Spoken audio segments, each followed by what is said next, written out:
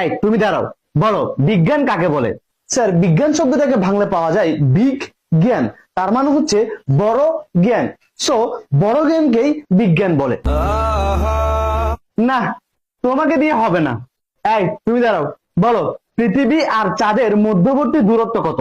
Sir, 4 bench. 4 bench মানে? Sir, 4 bench আগে আপনার মেয়ে বসে আছে, আপনার মেয়ে হচ্ছে 4, আর আমি আপনার মেয়ের পৃথিবী। দোস্ত, এসব বলিস না, গুনাহ হবে। স্যার, এখানে আমার একটা কোশ্চেন ছিল, মানুষ যদি চাঁদে বসবাস শুরু করে তাহলে তারা কি দেখে ঈদ পালন করবে?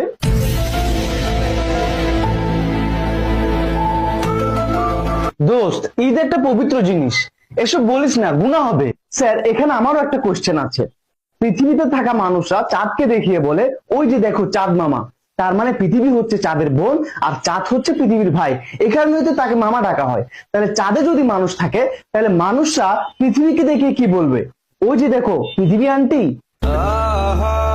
দোস্ত, এসব বলিস না, গুনাহ হবে। তো একটু আগে তুই বলছিলি স্যারের মেয়ে চাঁদ আর তুই পৃথিবী, তাহলে কি তোরা ভাই বোন?